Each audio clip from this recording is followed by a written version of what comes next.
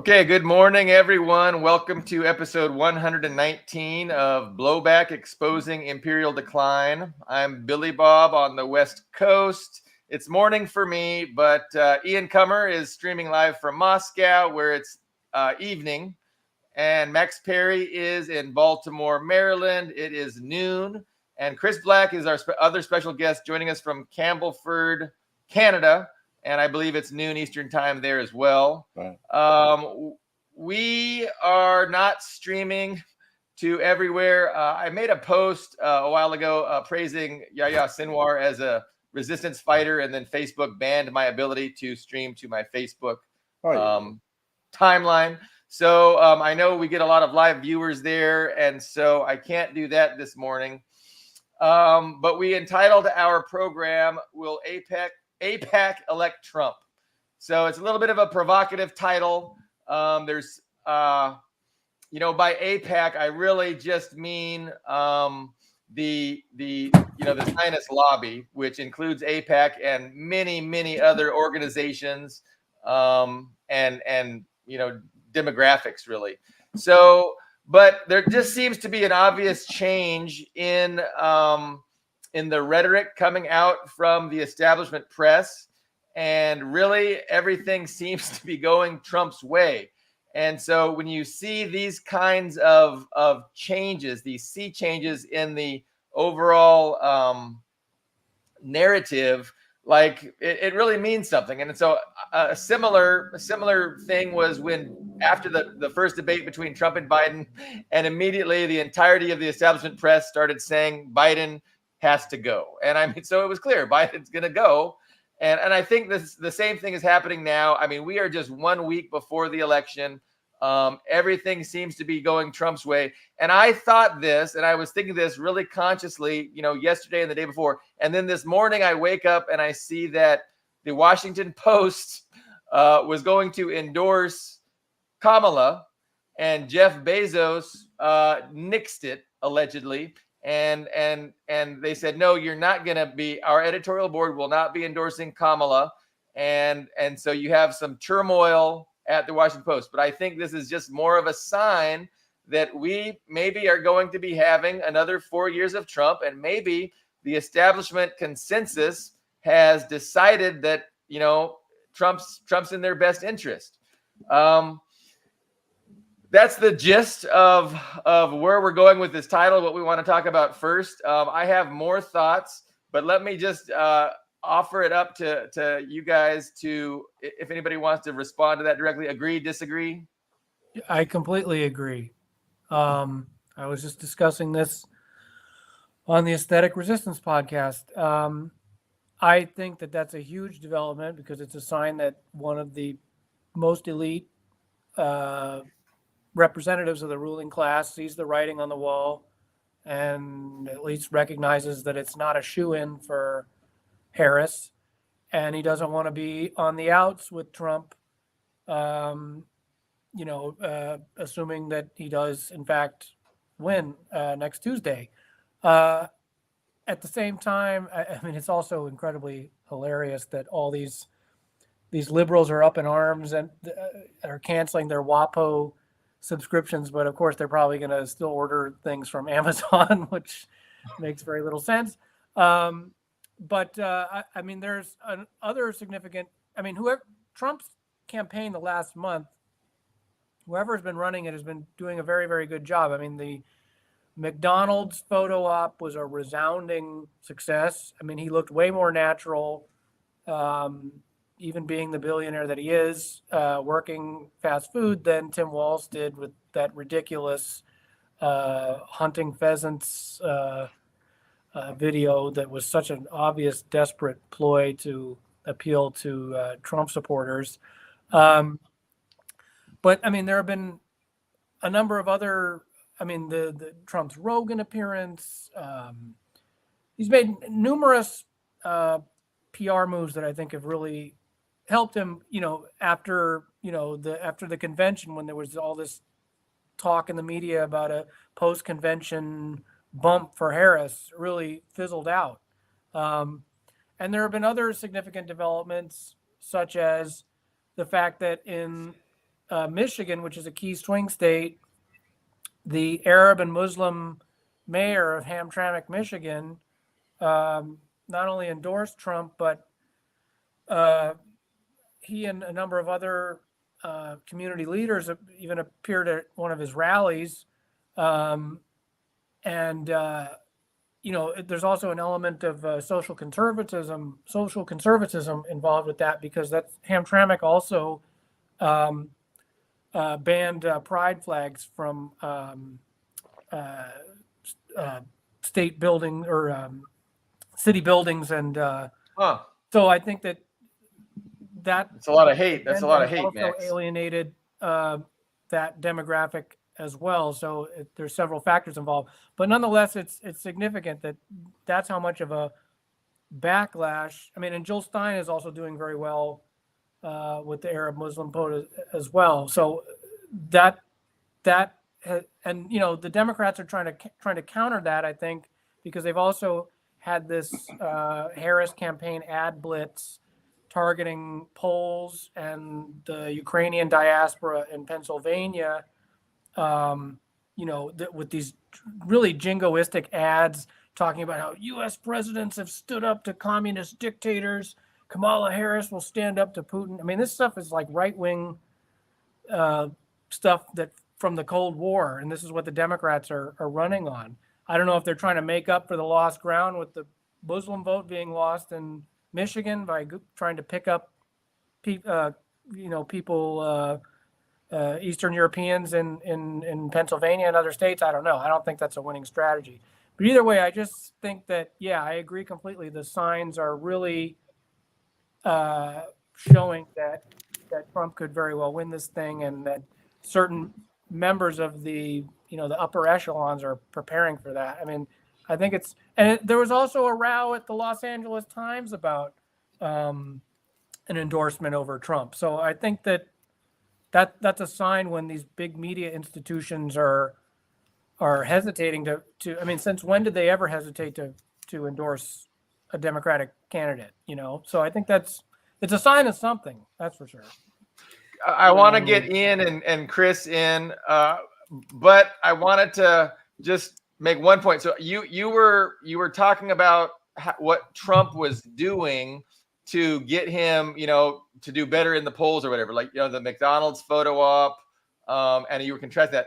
But I mean, the implication of the title and what I was saying is that it's more of not so much what Trump was doing, but it's more of a thought process by the elites that Trump is more serious about his support for Israel. And in this way, it's kind of counterintuitive that, I'm thinking, and it might not be correct, but is Trump is the reason for his sudden good press and good PR and the change in the narrative because, the ruling elite consensus has decided that they want him for certain reasons because he's going to be better for them on certain policies. I'm not sure. I mean, is it the elites thinking that they want Trump, or is it Trump just making the right moves in his campaign and becoming more popular? So, because I don't think that they're mutually exclusive. It's probably both, but I'll kick it over to other people. But can you imagine? I mean, Trump is gonna instigate, a full-throated support for Israel in a way that Kamala hasn't done, or that Kamala hasn't done, and this is what makes him, wanted and desired by the establishment. But at the same time, people are refusing to vote for Kamala because of her support for Israel, and so that's just a weird dynamic. Okay, Ian, I'm sorry, you were chomping at the bit to say something when I interrupted you. Well, so it's true. So there's indicators. I mean, because right now the polls are very neck to neck, like literally within the margin of error, as far as trying to predict who is going to win the election. It is true the stock market is anticipating a Trump win. So like that's what everybody, at least that's all the news articles I read are saying, so it's true. Crypto is up, Bitcoin is up. Those are all things that are consistent with anticipating a Trump win. I do think there's an overemphasis on Bezos not endorsing Harris. There's actually a very good Zero Hedge article, which I'll post in the comments right now if anyone wants to take a look at it. But basically, Bezos himself made a statement explaining why he did it. And essentially, he was talking about credibility. And I think, honestly, because I don't think Bezos is like some sort of radical communist, leftist, Marxist type person. I don't think that's a true statement. But what he said was that it's about credibility, that these news outlets are so partisan.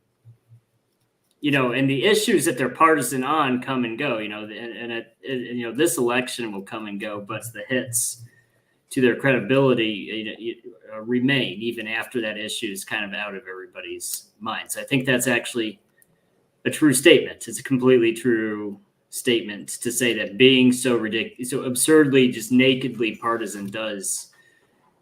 And, from his perspective, he owns it. So maybe he just wants Washington Post to not be a money pit and to actually have a lot of readers and not decline over time. So maybe we're just reading too much because he didn't endorse Trump. He didn't endorse anybody. He just said Washington Post should break the habit of endorsing, especially when it's always the same. If it was at least, picking a different, but if they just pick a Democrat time after time, then it's a partisan statement. So maybe, regardless of who wins the election, he just doesn't want that path for the Washington Post. So I do find it funny that because there were all of these scandals, I don't think Washington Post was actually one of them, but New York Times, CNN, actually participating in Israeli censorship, that they were actually receiving direction from the Israeli government on what they were allowed to say. And nobody canceled their subscriptions. Like there was no mass exodus from the New York Times or the CNN's subscription service. There was nobody, but not endorsing Harris. That was the deal breaker for these liberals, which is very funny to me. And supporting a genocide is fine. It's completely fine. It's just, but not endorsing Kamala Harris is the deal breaker. So that was funny to me. And I don't know. I would be very surprised if the Democratic Party lets this election slide through their fingers. Because again, Israel is not, I don't think the Jews rule the world. That's not a thing. I think that's not the, AIPAC and the Jewish lobby, the Israeli lobby, it's not the only lobby in the USA. There's a lot of foreign shareholders, and Europe is very unhappy about Trump. So if Democrats screw this up enough so Trump actually takes office, what are they going to say to NATO? Are they going to say to Germany, to the UK, to Ukraine, to everybody? What are they going to say?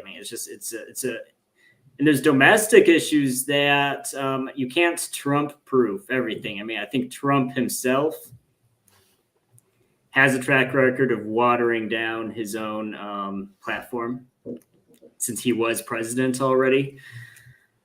But there are things like he's making immigration a centerpiece of his campaign. And as the president, he does have a fair amount of direct control over it, even if the legislature doesn't cooperate with him. So he could instruct Border Patrol to stop letting people in, to step up deportations. There's a lot of things he could reverse, and 4 years is a long time for him to reverse or at least delay a lot of Democratic long-term goals. And one of those goals is mass immigration.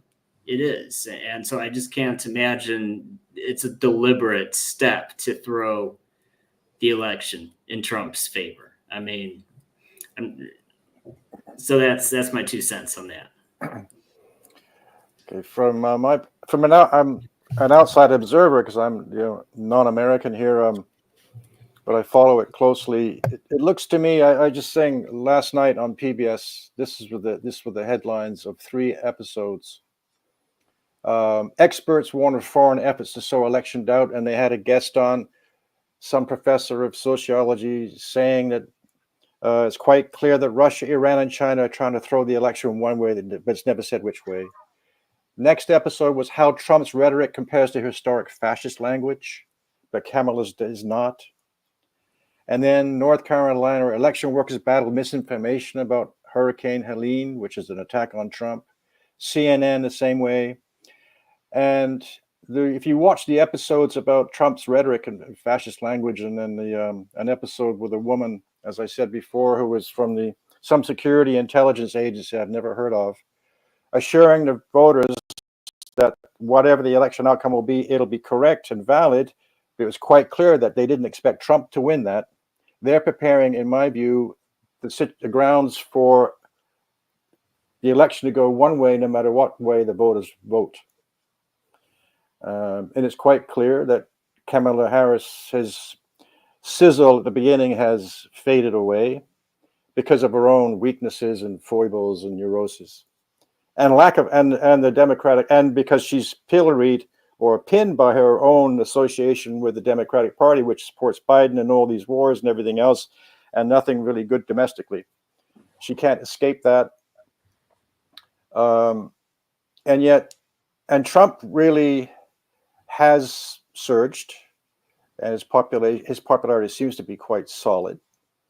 And yes, they're almost neck and neck in some areas. Maybe Trump's even exceeding her. But I don't. The Washington Post thing to me indicated, as an outsider, that the establishment or the factions which control the United States are in a quandary about who to support or how to react to the population who supports one side or the other. Because as Ian points out, the Washington Post did not endorse Trump. Nobody's endorsed Trump except the New York Post, I believe. I think they endorsed Trump. So I think it shows the ambivalence maybe between the factions which control the United States, or their unsurety or doubts about which way the population is going to go, and whether they, as Ian said, if the Washington Post wants to be credible, is it going to endorse somebody who's going to lose? Maybe Harris. So I mean, it may be that Trump can win the election by vote, but will he be allowed to take power is another question. And I see signs on, if you watch CNN, PBS, it's constant attacks on Trump as a threat to democracy, that this cannot be allowed to happen. It's a war on the people. And then Trump at a rally said that they're the occupying power, the opposing forces, the Democrats are an occupying power. They're both sides are talking in almost revolutionary militaristic terms, as if there's a civil conflict already underway. And I worry that could break out there if the election is not allowed, if whoever is elected is not allowed to be accepted as in power.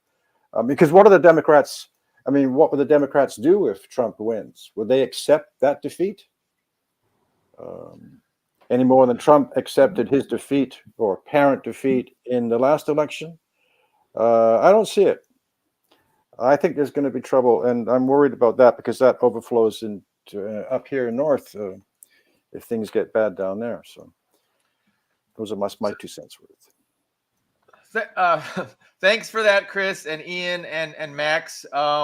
So what I would like to discuss is, I have a few reasons why they might be okay with Trump and why we see this change of the pro-Trump rhetoric in the very last week of the election. And, it's all positive for Trump. It's all negative for Kamala. And this is who's the pro-Trump rhetoric coming from? Well, again, the fact that the Washington Post is not endorsing Kamala. All the buzz all over the place is, wow, And Trump's doing they're good in the even polls. acknowledging they're also acknowledging that Harris is declining in the polls, which is something that they usually never do. They usually are trying to paint a very rosy picture, and they seem to be measuring really being cautiously optimistic that she's going to win, which is a pretty sharp contrast to just like a few weeks to a month ago. So, well, I mean, it's it's not I would say that's necessarily pretty pro-Trump normal. rhetoric. It just Because if everybody thinks, oh, it's a done deal, they stay home. They don't bother waiting in line to vote. So that's voter mobilization. Yeah, no, Saying that's true, Ian. That's a good point. I mean, that rhetoric is to motivate people to come out, that their vote is important, and you have to. It's not a one election. Everybody has to do their part, and I agree with that. But I'm not sure that counteracts this real change recently I'm seeing, because it was all Kamala. But let me just go over a couple reasons why they might want Trump. So I think on Ukraine, right? They really don't know what to do with Ukraine. They've lost Ukraine. There's no military strategy. There's no path to victory in Ukraine. And so I think they're happy to allow Trump the presidency and make it his problem. And then he's going to have to negotiate some kind of settlement, and they can criticize him for it, and they can make him look really bad, like he's a surrender monkey. Remember the surrender monkeys were on the front page of one of these things. So they're happy to have him there. And also with Israel, like they are happy to allow Trump and put him in office and pressure him to take the gloves off and give Israel a free hand, and even support Israel in a way which the Democrats couldn't get away with from their base. So they're happy to have Trump in power to be the fascist genocide supporter that they don't want, that Kamala couldn't get away with. I mean, this is just, some ostensible reasons why, they prefer Trump. And that explains this change in the rhetoric. So I think on Israel, and even with China, I think they're happy to have him in power. And because, when has the ruling class shied away from allowing fascists, or at least, far right people? They're happy with it. They can have a controlled opposition to the far right, but they're happy that the far right does some things that they couldn't otherwise get away with. And then they can blame the person for implementing the policies that they really are happy to have implemented. I mean, this is just something we see throughout history. So I think we're ready. And I'm not saying Trump is a fascist, but I'm saying Trump, based on his rhetoric, he could definitely be a more full-throated supporter of genocide than Kamala is. And I think a lot of people might be happy with that. Well, the thing is, I'm sorry, Chris, I'll be quick, but the issue with that is that's assigning motive to why people are doing things, and I don't really see a basis for it. I don't see a mood shift with Ukraine. I mean, yeah, I think the people who closely, the gung ho, the Ukrainian diaspora, the people who actually closely follow it on a day-to-day basis are unhappy right now because they have enough information to see it's going badly. But you talk to the average person, the average Democrat, I don't see that at all. Like, they're just as confident as they were 6 months or 12 months ago. Oh yeah, Russia is going to collapse any day now. Any day, just another 100 billion, and we're almost there. We'll be in Moscow next week. And the same even with the whole, there is that only Nixon can go to China type thing that, there you could maybe have a basis for that Trump is the guy who's needed. But I don't really see that either, because I don't see Democrats being soft on China. I mean, Republicans say that, there's like a competition for who is more hard on China. But you talk to Democrats at the grassroots level, they all seem to hate China. It's a bad, evil yellow menace. So, and China is the least. I think they're ambivalent. I think they're happy with either one on China, but I think there's reasons to see why they might prefer Trump, especially on Israel and especially on Ukraine. I don't think that's as true for China. So your point is taken, and I agree. Yeah, I do think. Go ahead. Well, I agree that Trump and the Republicans and Democrats are equally bad on China and Israel. I don't see any difference between Kamala Harris's support for Israel or Trump's. And Trump said he would support Israel bombing the hell out of Iran, and Kamala Harris says the same thing. His rhetoric that he would end the war in Ukraine is well, that's nice, but is it real?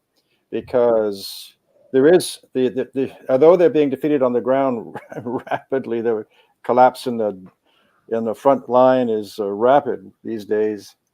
The more desperate they get, and Zelensky's victory plan is the plan. And that plan was not written by Zelensky. I just wrote an article about that. That was clearly written in Washington and given to Zelensky to peddle around and make it look like he has to go cap in hand selling it to the capitals of the world. And they play games whether yes or no. This all being set. That plan sets it out right away. They're going to attack Russia. They're going to have a big attack on Russia. That's the whole plan. War on Russia. Do you think Trump would be an obstacle to that? Is Trump an obstacle to that? No, I don't think Trump would be an obstacle to that, because if he is, he'll be assassinated.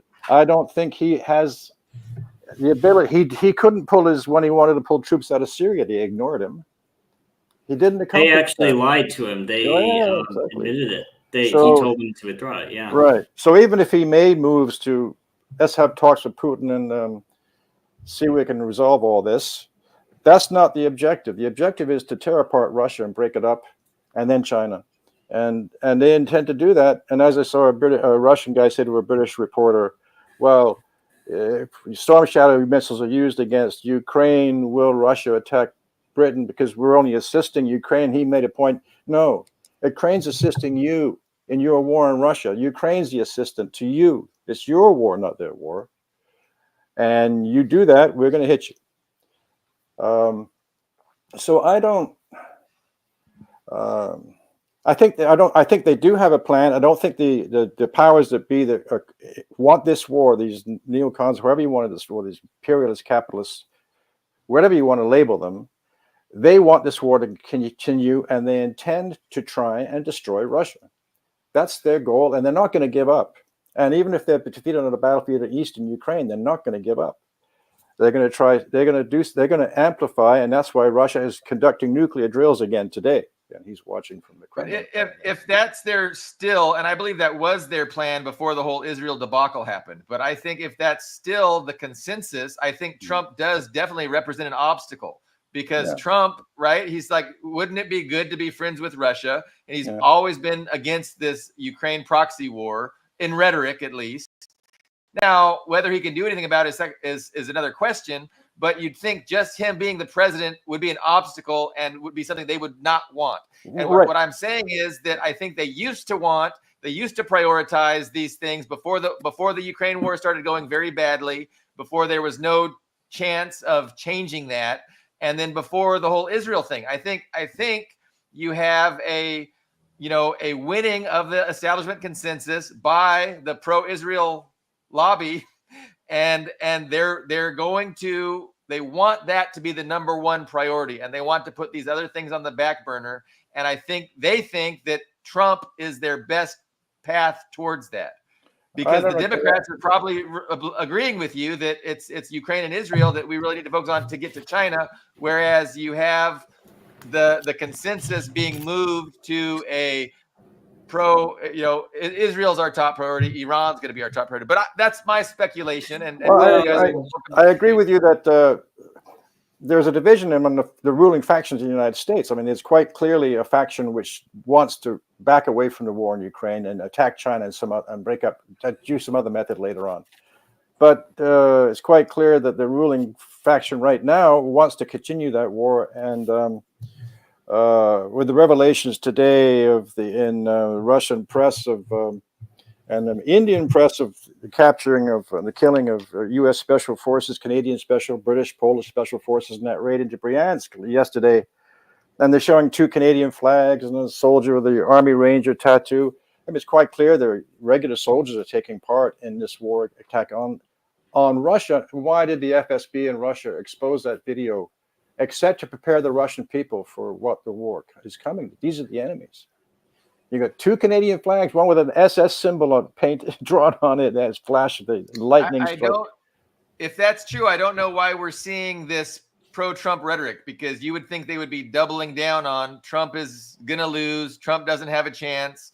Everybody, but maybe Well, I'm mistaken. Maybe Ian explained that maybe. Well, it's not. Well, saying Trump has a chance of winning isn't the same as saying they want Trump to win. Yeah, I mean, exactly. That's two very separate. And also, we keep saying they. Who is they? Who is the they that wants Trump to win?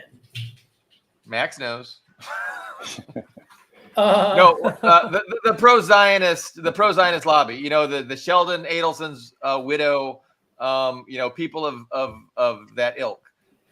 Because of his rhetoric. His rhetoric is more full-throated pro-Israel and anti-Iran than the Democrats, and there's a difference in at least the rhetoric. And because of that, I think that's why he is.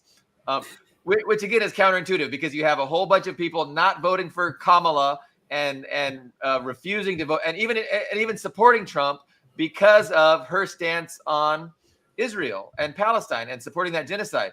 But it's very counterintuitive, because Max mentioned that they were actually endorsing Trump, which might be the more greater evil with regards to Israel Palestine. Yes, but at the same time, there's also a difference in perception management with Trump at the helm versus Harris, because, for example, in the debate where Biden got totally eviscerated by Trump, I always use this as an example. During that debate, Biden was trying to say that Hamas was the obstacle to there not being a ceasefire, and that they were at fault.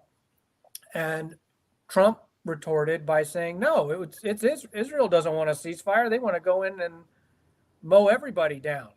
He was saying it as if it was a good thing, but right there you're revealing how Trump is a loose cannon. He says the quiet part out loud. He says what you're not supposed to say. He says we want to keep the oil in Syria. From the ruling class's perspective, that's why he's seen as a bad steward of empires, because he says things like that. And actually, from the Palestinian perspective, a pro-Palestinian perspective, it's sort of hard to sit here and go, Trump is going to be worse, because at the same time, it's going to be very hard for Israel to maintain this public perception in the West, which they're dependent on, that Israel is, a beacon of democracy, and they're not going to be able to wage this genocidal war and maintain this idea that that they are this benevolent force in the region. It's good. I think Trump being in office would accelerate Israel's death knell. So I ascribe to a certain level of chaos theory here, or accelerationism, when it comes to Trump. I think that Caitlin Johnstone had an article the other day saying, because you always hear this from these totally brainwashed liberals that are still pledging to vote for Harris, despite, ostensibly objecting to her Gaza policy, that, Trump will be, worse on Israel. It's like saying in '68 that, Nixon will be worse on Vietnam, and he was. But people still protested the convention in '68 and didn't vote for Humphrey. But the point is that they're trying to use that to blackmail. She even had that video where she was basically suggesting people had to choose between affordable groceries and supporting genocide in Israel. Just horrible response to that question that she gave. I don't know. It's very hard to say or understand what the ruling class wants, but I do think that there's an indication that it seems like some of them understand the writing on the wall that it's likely that Trump could win. I agree with what Ian was saying that, I mean, Glenn Greenwald was saying this too about Bezos's explanation, which is that there is, big distrust of big media institutions as far as their partisanship goes in the Trump era. Maybe he's planning on, well, I'll lose a lot of subscribers in the short term that want WAPO to be that way, to be totally biased, but maybe in the long term help the paper's credibility, as if it could ever have that, but in the public's mind. But yeah, I don't know. But to me, it's a sign of something. There's definitely been a tone shift, and as far as the temperature goes of what next Tuesday's results are going to be. But I mean, I don't know if we can. It sounds to me like, Billy Bob, you're narrowing it down to one factor, which is the Israel factor, and I think it's a lot. There's multiple dynamics at play here as far as the outcome of the election. I mean, I guess I agree with Ian in some ways. Like, yes, I think that the Israel lobby is extremely powerful, but I don't think that they're necessarily what's responsible for this shift in the last month or so, as far as the polls becoming more evenly split.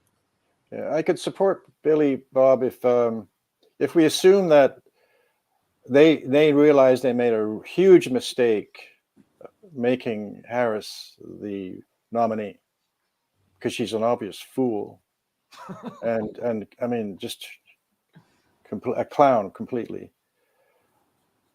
And the population sees it. They can't hide it. They can't mask that. But they're stuck with her.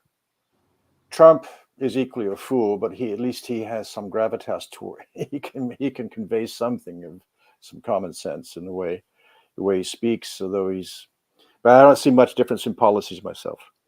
But it may be that behind the scenes, there have been talks by the powers that be with Trump's camp and Trump about future policy if he becomes president, and he may have made some accommodations secretly that we don't know about, and they're happy with that. And it solves the problem of their embarrassment having Kamala Harris as their nominee, which would make the United States look like a nation led by a fool. Trump's a fool also, but he's a weightier fool, if you know what I mean. But she's just a complete clown. She can't put two words together without looking like but she's hasn't the DNC known that who she is for years? I mean, they have to. This can't come as a surprise to them, and they've been really shoving her down our throats for a long time. Well, maybe like the CBS interview, they totally edited it and tried to erase that and tried to hide that from the people. They tried to mask what she really is and how she. Well, and it's also one wing. I think it was the Clintonian wing that wanted her. I don't think that Obama, for example, necessarily wanted Harris to be the pick. I mean, Harris. I remember when I reviewed Caleb Maupin's book on Harris, he had a section talking about how she was vetted by Hillary. They had this big get-together in the Hamptons for her, essentially grooming her for the role that she ended up playing, because it was evident that with Biden's age, he might only be in there for one term, so she would be his most likely successor. And I think Caleb Maupin also cited the fact that during the Obama administration, he's been not to absolve him, but he's been pretty vocal that the one policy mistake he openly regrets is the Libya debacle, and that's why I think that there was some headbutting between him and Hillary, because he replaced her as Secretary of State after that, and I think that she's held that. I mean, this is what Caleb Maupin said, that she held that against him, so there's factions within the Democratic establishment, and then she sort of represents the Clinton wing. That's just something I've seen him and other analysts say, and that's why she's in this position. I think it's just, I mean, we're putting too much weight into rhetoric, and this isn't the only topic where, like, I mean, we've been like with the Ukraine-Russia thing. Every time we see a bleak headline about Ukraine, you know, there's a tendency for the pro-Russia audience to say, "Oh, look, this means, you know, they're giving up on Ukraine." It's like, no, it's when really it's just it's clickbait. It's keeping that mood of hysteria, which is useful. I mean, because if everybody thinks they're winning, then they don't take it seriously. You know, I think that applies to both topics. You know, it's useful to keep your audience agitated and feeling like Hitler's about to take over any moment.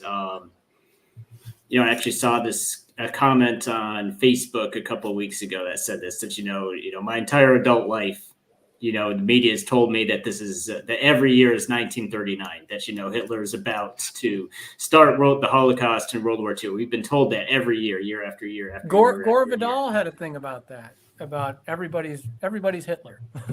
Yes, everybody's Hitler. Every year is 1939. And I just think it's a lot of this can be attributed to incompetence, and that you just have, I mean, like Tim Walz. I mean, why the hell did they? I mean, I can't, like, they actually found the one person in the country who's dumber than Kamala Harris. It's like, it's like I can't even believe it. Like his debate with J.D. Vance was embarrassing. And that comment he did that was completely out of left field. Like, you know, the expansion of Israel and its proxies is a crucial, I don't remember the exact quote, but he flat out said that, you know, the expansion of Israel is a major U.S. policy. And, you know, but the thing is, the guy's an idiot. Kamala's an idiot. And a lot of people are speculating who is even in charge right now, because Biden's a vegetable. For some reason, he's too mentally incompetent to run, but he's mentally competent enough to be president now for some reason. Kamala is not the brightest person either. And J.D. Vance, actually, in one of his rallies, he said, you know, Kamala is trying to trick everyone into not realizing she's already in power. She could, she's kind of pretending she's not in office now. And so. Is that Spaz, Ian? Is that Spaz? Yeah, sorry. There's a lot of barking in the background. Yes. That's okay. That's okay.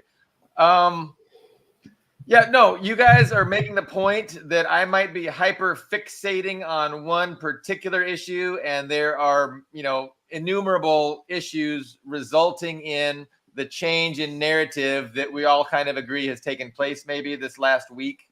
And I mean, so that's I think that's, you know, what I can clearly see is that more than ever the media is suggesting that, you know, Trump might win and that might be okay.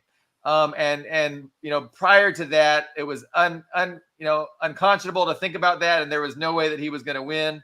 And so so I'm just trying to figure out why this, you know, change is occurring. And the biggest difference that I see between Trump and Harris is the rhetoric vis-a-vis Israel. And I think, you know, I already said this earlier, but I think it's obvious that Trump's rhetoric at times is more, you know, more willing to go to war with Iran, more willing to allow Israel to take the gloves off and do whatever they need to do.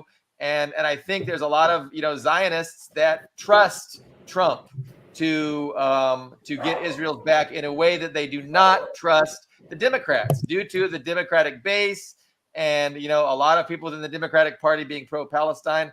I think they don't want to have anything to do with that. So point taken that I might be overemphasizing that one aspect, but I still think it's the primary driver of this change in discourse that we see within the establishment press. But do we want to continue on this topic, or do we want to? Well, I just want to add, make one more comment. I've observed something interesting occurred. I saw it in TASS, but it was a Wall Street Journal article they referred to. who put out a fake story that Elon Musk had many conversations, telephone conversations with Putin. And they said that's a lie, a complete lie. They had one like 3 or 4 or 5 years ago about some technological innovation or something. Nonsense. So they're trying, and since Elon Musk is now a big supporter of Trump and maybe that tech sector industry which supports Trump for some reason because of his policy vis-a-vis China, perhaps. They're now smearing not only Trump but Elon Musk, because some people propose he might be by somebody in the administration if he wins. They're still trying to tar Trump and now Musk and everybody else with being Russian agents or Chinese agents. I mean, this is very dangerous rhetoric. And for the Wall Street Journal to come out, who do they represent? Well, who they represent are the people that don't want Trump in power. But who are they? So we can debate about who wants who, but where does the voter come into this? What does the voter want? And who cares? I mean, does anybody care about what the voters want? I don't see that. And then I see in some states are already running early election. People are voting already. And then CNN, I saw this morning, is reporting on the results of those votes. They're already somehow aware that 67% in one county in Michigan voted for Trump. How do they know that? Why are they reporting that? Surely that's illegal to influence the election like that. But there's nothing said about it. I mean, I can see there's all sorts of shenanigans taking place. I don't understand why American voters put up with this nonsense. But I'm going to be surprised. Same here in my country. What can I do? If Kamala wins, it'll be a surprise to me just by the way the rhetoric is going, and it won't make any sense. If Trump wins, everything will make sense. If Kamala ends up winning, yeah, I'll have to be scratching my head and admitting my analysis is confused. But I have speaking of your country, Chris, I mean, I don't know if this is too dramatic a shift in topics, but I wanted to know your take as a Canadian about the whole row between Canada and India over the Sikh separatism issue. I mean, I'm pretty ignorant about it. I mean, I know some of the surface level stuff, but I was wondering if you could give your take on. It's an important topic. I'm glad you raised it because it comes out of the United States policy towards India because it's joining BRICS and it's being close to Russia, and even some rapprochement between China and India lately. I think Canada is being the poodle, the lapdog of the United States since 1945, and we saw that when Trump ordered the arrest of Meng Wanzhou, the head of the CEO of Huawei, back in 2018. And Canada's obeyed every order given to them since. So now I'm sure Trudeau was told, embarrass India, accuse the Indian government of being terroristic, murdering people in Canada. But there is a problem in Canada with the Sikhs. The Sikhs are huge here. In a town just outside Toronto, of about 700,000 people now, I would say 500,000 of them are Sikhs. They control the trucking industry now here. Well, most of all the truck drivers are Sikhs. They've sort of taken it over. And there's several gangs stealing cars. I know a lot of Sikhs. There was have been a couple of murders of Sikhs in Vancouver, especially. And they're blaming the Canadian government is blaming the Indian government secret services for those attacks. They refuse to give any proof to India. India says they're not involved. Where's the evidence? You're just creating bullshit. But I can give you one example of a murder of Sikhs by Sikhs, which happened in Toronto in 1991. I represented a Sikh named Kuldip Singh Samra who went into the main courthouse, Supreme Court in Toronto, in a court case and opened up with a .357 Magnum and shot 7 people and tried to shoot the judge. And he killed 2 people and wounded and paralyzed 3 other people. He then immediately fled down the subway, escaped, went to India, and hid out there for 10 years and finally was extradited and found and extradited back to Canada by the Indian police. And he faced a murder trial. I was his lawyer. We didn't get along. So that was very difficult. But that was a case where he assassinated or he shot another important Sikh person in Toronto because it was a dispute about money of the Sikh temple they were running. It had nothing to do with the Golden Temple in India and the Khalistan movement, because many of the Sikhs here are, I should say most of them, support the independence of Khalistan and carving it out of the Punjab. And many of them have relatives who were involved in the big battles in the Golden Temple, which you may remember were unbelievable. Several, I think 2 or 3 weeks of fighting in that huge complex between the Indian Army and Sikh guerrillas or Sikh forces until they were finally defeated. And people never forget that. So the way I see it is that Trudeau and his government are deliberately stirring up trouble with all the enemies the United States has. So China, Ukraine, Russia, India, Iran, Venezuela. Whatever the United States attacks, Canada seems to be the advanced little dog, barking dog that goes on tax day heels. It's always the one in front. It's really shameful because many people here, we can't understand why we're doing this. Because, I mean, if we're kicking Russia and India and China in the shins, and we got no defense, we got no armed forces worth a name, really. If they attack us, what are we going to do? It's just crazy. We're doing it because the United States wants us to do it. So the Sikh Canadian population, is there do they typically vote for the opposition party to Trudeau, or are they? They usually vote for the Liberals. The people that typically immigrants in Canada historically vote for the Liberal Party because the Liberals have been the ones since the creation of the country 100 years, 1867. They're the ones who've really been promoting bringing immigrants in to populate the country. And the immigrants always seem to thank that party for bringing them in. So they brought us in, they helped us, so we vote for them. They don't usually vote for the Conservatives too much. Local people have been here 2 or 3 generations tend to vote. But that's not always, that's not the whole block, as many Sikh businessmen who are conservative will vote for the Conservatives. But most of them, I would say, vote for the Liberals. So he gets, and I think India, when it says he's doing this to get votes from the Sikhs, partly also true. And that's true of the Ukrainians too, right? A lot. Yes, although there's a split. There's the Ukrainian, all the populations from the former Soviet Union who come to Canada are split between the fascists and the communists. The Poles, the Czechs, the Serbs, the Hungarians, the Ukrainians are all divided. And there are the fascist groups who supported the Banderas in Ukraine. And there's like the lady I'm with, her family belonged to. So there's 2 Ukrainian associations in Canada: the Ukrainian National Congress, which is the fascistic side and supports and condemns Russia and supports these Nazis. And there's one you very rarely hear about, the press never mentions that they exist, the Ukrainian Canadian Association, which is associated with support of the Soviet Union and progressive force policies and so on. And they regret the war in Russia, but they have never condemned Russia because they won't. They support Russia in effect, but they're almost, you can never hear their voice, but they exist also. Yeah, definitely. I haven't heard. I mean, my impression I can send you a link to them, but it's the same with the Serbs. You get the Chetniks when the attack on Yugoslavia took place, and still now, half the population are descended or related to Chetniks, royalists, anti-communists, and they hated Milosevic and they were pro-NATO to get rid of the communists.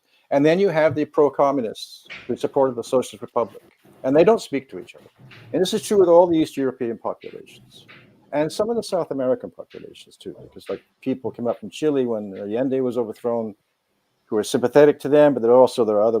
So it seems like those demographics are less split in the United States, and at least that's the impression I get. Yes. Yeah, there's less of a melting pot. You have more of a melting. I don't know if the melting pot idea still holds there, but we had this other policy of a mosaic where the immigrant groups keep their identity quite solidly in the communities they live in, And it's a mosaic of cultures where the United States tried to blend everybody into becoming Americans. Doesn't seem to work that way here. Well, I mean, even in the ones where they carve out these enclaves, that I just mean politically, they're a lot less diverse. I mean, like you go to like Brighton Beach in Brooklyn, if there are pro-Putin Russians, they're very hesitant to be out in the open about it for obvious reasons. And it's a very, Little Odessa is very universally pro-Ukraine. And then, the even in like Polish enclaves, like whether it's in Chicago or Michigan or wherever, even if they have kept their identity where they don't even speak English and just live amongst themselves, I think politically they tend to be, skew one way, I think. Yeah. Here they tend to be split depending on when they came over, because most of them come over after 1945. Like I came in 1959, and the British are also split that way. I mean, most of the immigrants to this country came to Canada after the Second World War, and they came and we tended to let in, and the immigration policy was to let in anti-communists, but not communists. Right. So up until 1955 or so, the official Canadian immigration policy was not to allow any Jews or any communists. And why the Jews? Because they assumed all Jews from the Soviet Union were communists. But they allowed in SS people. They allowed in lots of Victoria Newland's grandfather. Yeah. Right. And so they officially allowed in even Waffen SS men, but denied people who had fought against them. They fought against the people that fought against the Nazis and stopped the fascism. The Jews and the communists were not allowed in, but those who were fascists were allowed in. And that's infected. Yeah, so I'm kind of surprised to hear that there is a demographic there that's pro-communist, because why would they let them in? And I mean, they ask you at the immigration hearing, have you ever been a part of a member of a communist party? And that's definitely a red flag. They don't want those people in. So I'm glad. As far as the Ukrainians go, they came over. The pro-communist ones mainly came over 1920s, 1930s, and many of them in 1940s were arrested and put in camps. That's interesting. Communist sympathies were arrested before World War II, then prior to World War II. Yeah, and then the fascists came over later. So you guys brought up India. I mean, I had a couple of thoughts. I mean, we know that the United States hasn't been happy about India's willingness to engage with Russia, not sanction Russia, buy Russian energy, and maintaining a neutral stance. And so the U.S. has tried to hit back at India for doing that, tried to pressure them by, I think, the regime change in Bangladesh, I think, can be seen as an anti-India move. And then also what Chris was talking about in Canada, blaming India for these attack on the Sikhs. This seems like a way to pressure Modi into, or at least, punishing him for not doing what we want. And then Modi is pushing back, right? So Modi's pushing back by agreeing with China on their border dispute, coming to an understanding about this disputed border area. So it's really interesting to play out. And I think it's more of a sign that the U.S., their strength is declining. And India is pulling away from the Western orbit and being more friendly with China. So I think that's all good things, and we can see that as a positive sign. I did see somebody agreed with me. Did you guys see this? I had somebody in the comments agreeing that I was right. So I just wanted to show that. Oh, that's not the one. Shoot, I thought I saw somebody agree with me. Well, anyway, here's a question. Yeah. So here's a question. So we talked a lot about immigration specifically with Canada, which also applies to the USA. And like Billy Bob, you just said, there's a lot of serious problems, both domestically and foreign policy wise. There's de-dollarization, there's the strengthening of BRICS. All of these things are going to play out in the next, I think in the next 3-4 years in the next presidential term are going to play out. Do they really want someone who's not going to play ball and is possibly obstructing some of these things in office? I just find that very hard to believe, because we have to think there's the current migration wave from Honduras, from Venezuela, from there's probably going to be another migration wave from Ukraine when that war ends, because people who aren't happy with how that war played out are going to want to leave, probably. Do they really want Trump in office when those things happen? Especially now when Zelensky made himself window dressing for the Democratic Party in Pennsylvania. He's went. I mean, that money, and that, I mean, they do have funding for now, but I don't see Trump. I understand your point, and I agree with your point, and I see it. But and my counter response would be, if we see Trump win, I think that will mean, because of the reasons you laid out, that the Zionist lobby, the pro-Israel lobby, is freaking powerful, and they would be the reason why all those other considerations that you laid out have been subordinated to Israel. But again, I mean, I might be way off base. I might be way overblowing and overemphasizing this one particular aspect of things. But because of all the reasons you just laid out, if Trump is allowed in, how can we come to any other explanation? Well, it also depends on how differently Trump governs in his second term versus his first term. Because, I mean, yes, he, in terms of his rhetoric, suggested détente with Russia, but he was also the first president to send weapons to Ukraine to begin with in the conflict in Donbass. He went back on he reversed his pledge. And it also depends upon who he ends up appointing. He's said recently that he regrets a lot of his appointments, like John Bolton and people like that. Well, Steve Bannon's out of prison this morning, so he's got that going for him. Well, don't hold your breath. It's breaking news. It depends on how is he actually going to, is the second term going to be his real legacy? Assuming does he really, is this going to be the real Trump, or is he just going to do what he did the first time, which is soften his own policies, that he ran on initially? So it's sort of, that's why I think it's sort of hard to gauge whether, who the elite actually want in power. Yeah. But I do agree that using him to be this singular thing that they can attack and blame for something, like if they do realize that the Ukraine is lost and they want to get out of there, I do think you have to make a good point, Billy Bob, about they can, throw him under the bus for that, as opposed to acknowledging the colossal failure that the proxy war itself was. They can make it all about Trump being subservient to Putin, and they can blame it all on him.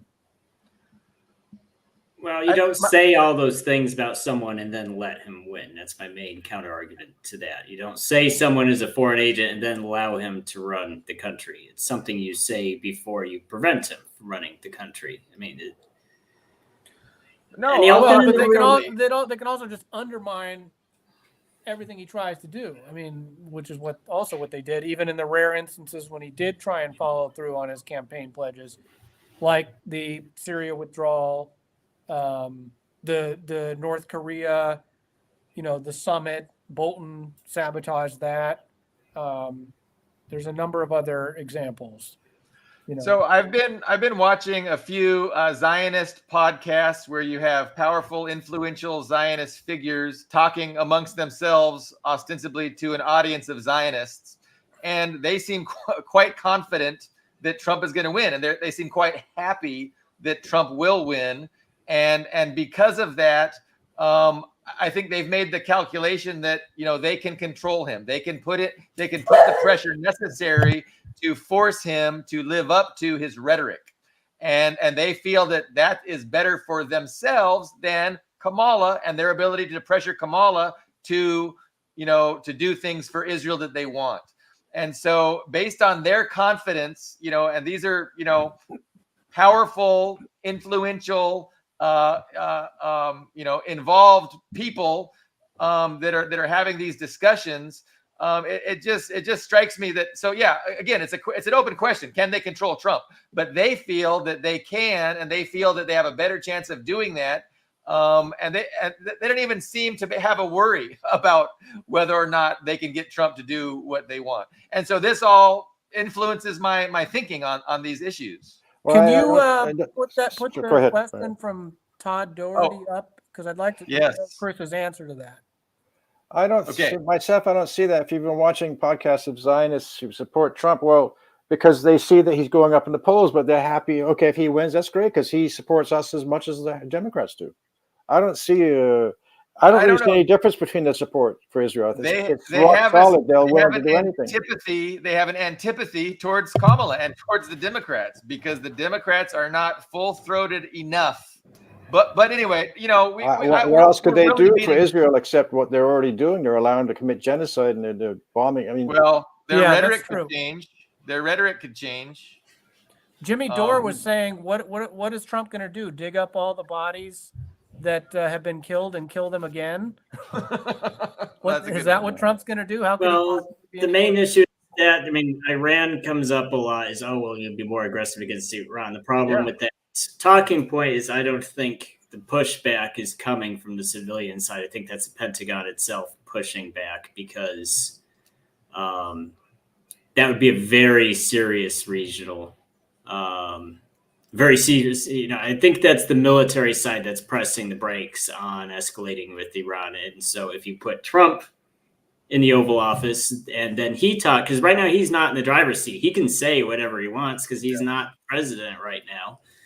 If he actually is the president and he sits down with these military guys, he sits down and they tell him, well, it's it's very serious. You'd have to mobilize. Because if you had a war with Iran, you would even if there wasn't a draft, even if we somehow avoided a draft, you would at the very least have to mobilize the National Guard and the reserves. Biden's they-them army. That would not be a popular thing to do. So saying, there's 100,000 people being pulled from their families and civilian jobs to die for Israel. I don't see that being a popular. If Trump's in office, I'm not sure he cares about popularity because he's not going to have to run for another term. But anyway, we've really beaten this dead horse, and I appreciate you guys entertaining this issue.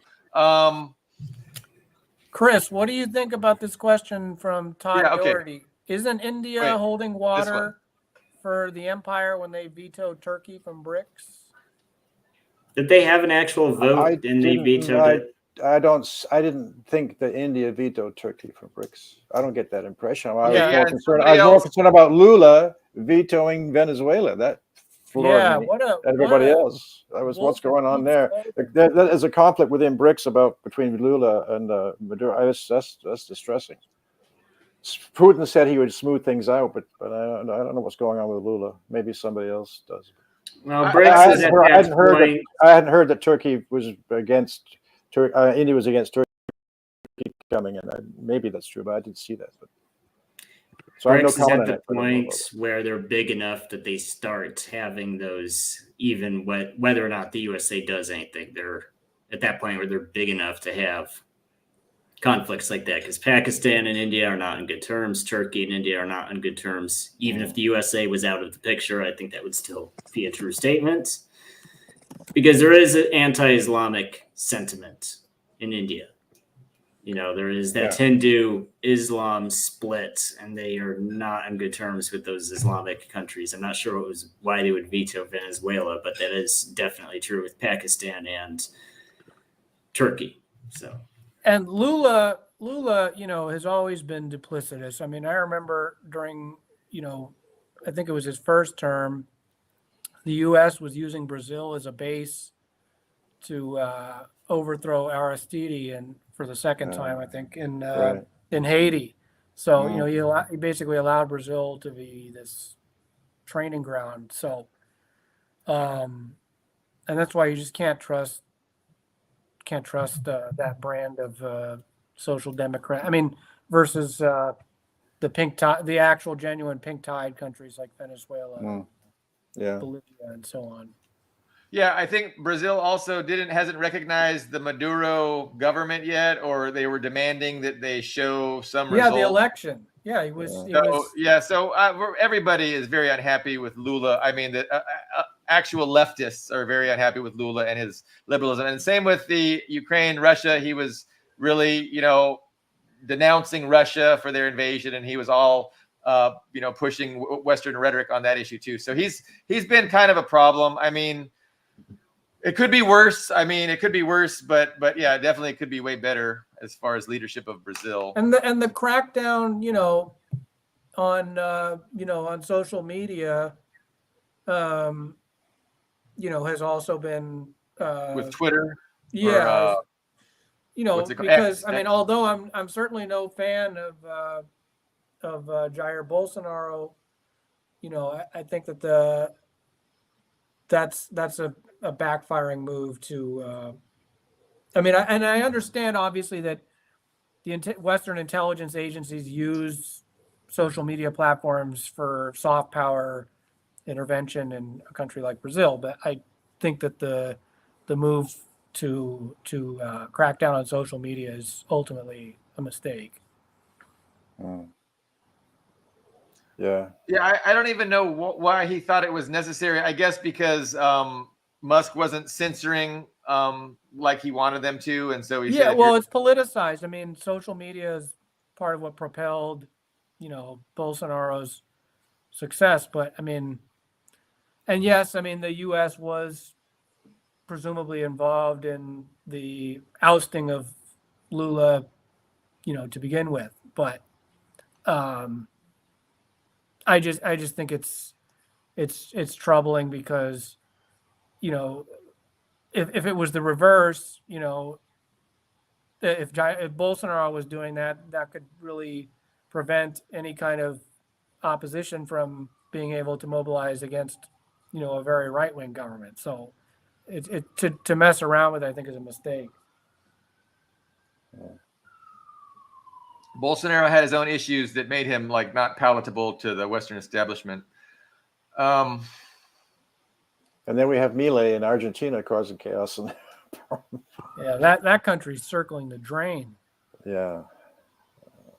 So yeah, he had to backtrack. Like when he was running for election, he said he was gonna, he was done with the dictators, done with China, done with Russia. He was gonna be fully Western. He was gonna use the U.S. dollar as the currency, and he's had to backtrack on all of that because it's so now he's, he begged China to help him with loans, I believe, of some kind, and China agreed, of course.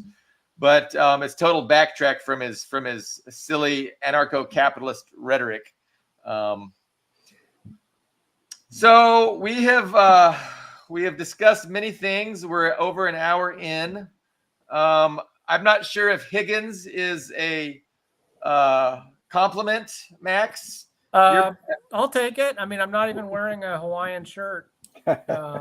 So that is funny. Usually I get, I've gotten Errol Flynn before. I don't know. Oh, that's much better. Yeah. That's definitely a compliment. So yeah, any other discussion topics, things we want to weigh into, or have we exhausted our blood sugar? Well, what's everyone's prediction for next Tuesday? Final prediction. Oh, I have none. I would say. No, I'll go with Trump. I'm going to predict it's Trump, and there's been a change in the consensus, and for all the reasons I've belabored over the past hour, he's going to get the victory. Ian, you don't you don't agree? Well, I'm going to stick with my original bet. I'm not going to flip flop. I'll be very surprised if Trump wins. I'll just say that. Okay. Or you'll be very surprised if Trump's allowed to win. Yes, perhaps. That's even a better way to put it. Yes. Yeah, I think I agree with that. Max, any prognostication on that? Well, I share I've been pretty open about how I was doubtful about the last election's results. I'm not sure that, because there's also going to be a consequence too, right? If they were to do the same sort of machinations that they did the last election, that could result in even more civil disorder and unrest, and they don't necessarily want that. Either way, no matter what the outcome is, there's going to be some kind of civil unrest. From one side or another, and no one's going to be. Both sides are not going to be happy, no matter what the outcome is. Well, I would say that's going to be gridlock. It's going to be gridlock, and that's what they're happy with. Gridlock. Nobody's going to be able to move any agenda except for maybe tax cuts for billionaires. Well, the thing is that if Democrats, if Kamala Harris wins within the next 4 years, Democrats will have such an absolute majority in the USA, the Republicans will just never win an election again. So it'll become a one-party state, which seems to be their objective, a Democratic Party. So they could do that right now if they just added Washington, D.C. and Puerto Rico and any of these other there's Virgin Islands. More resistance to that. But, even Puerto Rico might not want to be a state. Referendums that have been conducted in Puerto Rico weren't particularly in favor of it. But, you'll just have, because you'll have, there's something like, 7-8 million migrants during Biden's term. And there's, path to citizenship. I think if you have another 10 million and a path to citizenship, you'll just have such an absolute majority in the electoral college. They won't even need a campaign. They'll just say, hey, here's your next Democrat. But if Trump wins, because migration is such a central issue on his platform. I can't imagine he won't crack down on the border. And the thing to remember about Trump is that he did not pick a mainstream Republican. He picked J.D. Vance, who is also big on the nationalism thing. So if you have a Trump, and it's also universally acknowledged that he was a terrible choice. Well, they say that, but you see, if you read like the Republicans who are mad about J.D. Vance, it's all about migration. Like, he doesn't even believe in immigration. Like, even the Republican Party is so entrenched in the post-1965 mindset of, anybody in the world can come and step on the magic dirt of the United States and immediately become an American and a registered Democrat. Even Republicans are, so if you look at what J.D. Vance actually says, he does push that nationalism, and it's not popular even among mainstream Republicans anymore. So I would say I wouldn't say it's the best choice, but I think it's consistent with what Trump is saying. Because even if he picked DeSantis, DeSantis is a career politician. He would mind what he says. I don't think he would say the same anti-establishment things that J.D. Vance says. So one thing I can't understand, because we have the same issue up here about immigration, and Trudeau, who allowed many people to come in the last couple of years, now has reversed that because people don't like it. Whereas the conservative is pushing for more immigration because they want cheap labor. But the United States seems to me the same. If the Democrats, who seem to have not really controlled all this influx of these illegal immigrants, why didn't they allow a big influx of legal immigrants if they want immigration instead of cheap labor? If they want to welcome people who want to come to the United States, fine. But why wouldn't they increase the quotas for legal immigrants who are trying to get in instead of illegal ones? That's a very easy question. They don't vote Democrat. Like, if the Democrats allow them in legally, I'm sorry. If you're a middle class or upper middle class person from Russia or Ukraine or India or China, do you want a bunch of illiterate people who don't even speak English piling into your street, throwing garbage everywhere. Because let's be honest, when you bring in people from failed states, they do tend to not behave themselves. I'm sorry, it's true. Those people tend to vote conservative. I'm sorry, they do. Okay, but yeah, that depends on the immigration rules. But who we qualify, only the rich qualify to come in. You got to have so much money. But before, in the early 1900s, same in here, most of them are coming were poor people, working class. Why couldn't they change the rules so we allow an influx of working class people from around the world to come in? Why not do that instead of allowing these illegals to come in, which is also not fair to those trying to get in legally? I mean, I don't understand that, except the people that come in illegally are more desperate. They don't have papers. They don't have status. Easily and they can be more easily exploited by companies. Like it's happening here as well. And in Europe. If you're desperate, you're more likely to do as you're told. So if you're a person if there's imagine if you're fresh, let's imagine you're fresh off the boat in Canada or the USA, and there's a language barrier. So you don't really understand what's going on. You have very tenuous status. You could be deported at any time. If someone comes up to you and says, "Hey, you're register as a voter. You're voting for the Strength Through Joy candidates."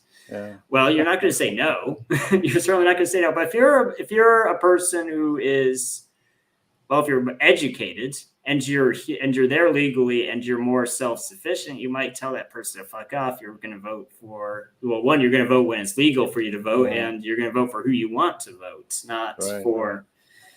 So there's dependency. The more dependency you can create, the more you can control the group of people. I think that's absolutely. So, Chris, those people really voting though, because half the population doesn't even vote at all. Well, that's true. I'm not sure I buy that this idea that like people who aren't even citizens are supposedly voting. I haven't seen any proof of that. Well, I'll just say I observed the Russian election, which of course everybody said was rigged for Putin. But you do have to show an ID in a Russian election. Yeah, Putin rigged it for himself by overwhelmingly being, beneficial to the vast majority of Russians and having their quality of life increase tremendously. So that's how he rigged that election. Chris was suggesting that we're going more and more to a one-party system, and I kind of have a different perspective. I think we have a one-party system, and they're very interested in maintaining this facade of a two-party system. And they don't want one party to get way more popular than the other. And that's why they're always switching hats. They're always gerrymandering districts.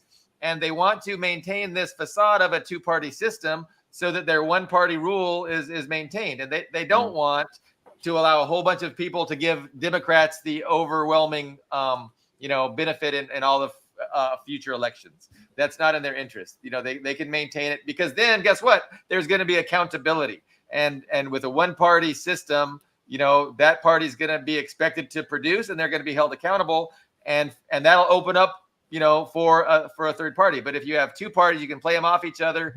Have a rotating policy between the two parties. That's much easier for the ruling class to maintain this facade of democracy. Do I get the last word, or we can continue? Okay, Ian, you get the last word. Okay. I'll just say I will give Trump, on that topic of the gridlock between the two parties, I will give Trump credit for not taking the bait on the whole abortion issue. And that came up in the debate, and I think he's been pretty consistent about that in his campaign.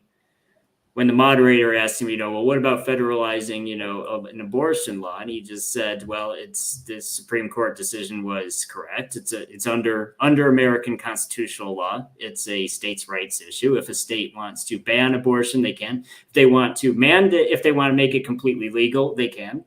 And it's not, and he said there's at least right now, there in the foreseeable future, there is not going to be a federal abortion law for or against, because it's politically impossible. And well, it's a true statement. So he didn't really give Democrats and the media much ammunition to work with, because it's a correct statement. He can't take office and then push through a bill to ban abortion. It would not get the vote. So he's right. Yeah, I don't think that's likely either. Yeah, it's just, well, because it's an absurd position that, the day after Trump takes office, they're going to ban abortion. It's going to be like Handmaid's Tales, and It's the just girls. it's just a Yeah. wedge issue. It's just a distraction. Yasha, somebody back on commented my- here about Cheney and Crystal endorsing Kamala Harris. Well, Yeah. I'm not sure that's important. It's just that, okay, some of the Republicans jumping ship and because of interest, their own personal interests, and so I'm not sure that means too much. But I'm not. I think it's down there, embarrassing. I think it's Yeah. embarrassing. It's And the fact embarrassing that that she's touting for Harris. Yeah. the fact that she's touting Cheney, those people, when they literally stole an election, I mean, or two, it's unbelievable in the name of saving democracy. It's You got to rehabilitate these war criminals. yeah. if McCain's brain tumor didn't do the world a favor and take him out already, he would probably endorse. I'm sure he would endorse Kamala Harris too. Oh yeah, definitely. Absolutely. Well, hey, that's a point of agreement, I think. If McCain was alive, he would be voting Kamala. So Saying we're gonna bomb Iran. Yeah. Yeah. Okay. We don't have to wrap up. If I don't want to rush everybody off. Okay. Well, one last comment, because Yes, I think Max picked up something you raised, Billy. Well, why the Israeli lobby would want Trump instead of Harris, when I think they're the same. But there is one difference, which is that Trump does want to bomb Iran, where the Bidens, well, the military seems to be a bit more realistic, but he wants to bomb the hell out of Iran. Maybe that's the only difference. But as Ian says, that came to my mind immediately when Max started singing, and I was torn between ending it or going there. So no, good. We're gonna find, it's gonna be interesting. I mean, Tuesday is the election, and I think we're gonna have a lot to discuss following that. And I'm gonna be surprised if it's not Trump. Ian's gonna be surprised if it is Trump. And you guys refuse to take a hard stand, and that's okay. That's okay. well, from the polls, I expect Trump to win the vote, but whether he'll be allowed to actually be declared the winner, that's another issue. And we didn't talk about how your hyperbole about how World War III was imminent with Israel's response to Iran did not come to pass. Well, that's interesting. That was a pretty measured strike. The military analysts who I respect said that what happened was that attack was aborted, that there were 3 waves meant to be on that attack. The first wave went in through Iraq, through American-controlled airspace in Syria and Iraq. The planes went in and then launched missiles at the radar stations there to knock out their radar, and they succeeded a little bit, but then they were locked onto, they said in an Israeli paper, by a previously unknown air defense system locked onto their F-35s, which must be the Russian S-400 or more advanced systems. So they aborted the mission, because after the second or third waves were going to be planes swooping in, 100 planes swooping in and bombing the hell out of Iran, and they realized they wouldn't survive it, so they called it off. So yeah, I'm not sure that situation is over, right? So no, Iran has said they're going to respond, and the Ayatollah said he's going to leave it up to the military to determine how to respond. And then Bibi is saying, we're going to hit Iran one more time because they tried to attack my guest house, my beach house. They also could be waiting to see the election outcome as well. Yes. And they might do something right before, just to October surprise, yeah, get their boy Trump in. But I want to clarify, Max, since you impugned my my statement. No, so my point was World War III, when, not if. And the point of that was, and I think it's true, and I haven't brought it up yet, but in order to defeat China, the planet has to enter into a period of instability, of tremendous instability. The global economy has to collapse to a certain extent. There has to be a huge. We already had that with the COVID scenario. We already had that technically with the COVID scenario, and all that did was accelerate China's rise, and the U.S.'s decline. So okay, so Brian Berletic goes into great detail about how the Marine Corps has retooled and reconfigured itself. They've gotten rid of tanks and armor, and they're focused on missile forces and launching HIMARS and anti-ship missiles from all these choke points throughout the global supply chains. So at some point, we're going to implement an embargo against China, and we're going to be interdicting Chinese shipping. And that didn't happen during COVID. And so there's I don't think that I think that what I'm describing here is a matter of when, not if. And I describe that as World War III, when we have a trade embargo against China and we're attacking Chinese shipping all around the planet. I think that kind of a thing needs to happen if there's any hope of the West, destroying this threat that China poses to their hegemony. I do think that we could have possibly had that had Trump not nixed the Trans-Pacific Partnership. I was anticipating some kind of global conflict involving China when Hillary was pushing TPP, and thank God that did not happen. Yeah, a great thing that Trump did. What about a proxy war in Taiwan? Do you think that's imminent? Well, that's the thing. $2 billion, a $2 billion arms shipment was just signed recently for Taiwan, and so China's not going to be happy. And again, that we didn't really talk about China. We talked about Russia. We talked about Israel, but that's a whole can of worms. And how would Trump figure into that? Do they think the Israel lobby thinks they can pressure Trump into maybe going to war with Iran? Can they also pressure Trump into, forcing a Chinese attack on Taiwan, which would then justify the economic embargo of Taiwan? These are all good questions, perhaps for another show. Yeah. Yeah, there's a lot going on there. That's for sure. We could have spent a whole 2 hours on that. So thanks, Chris and Max, for joining us. I really appreciated it. Chris, you're going to be back on Friday. We're going to try and have Dr. McKelvey from Cuba back on Friday, too. Hopefully the power over there and the internet is permitting. But I want to thank all the viewers, thank all the people commenting, and we will reconvene on Friday. We'll see you then. All right. See you guys later.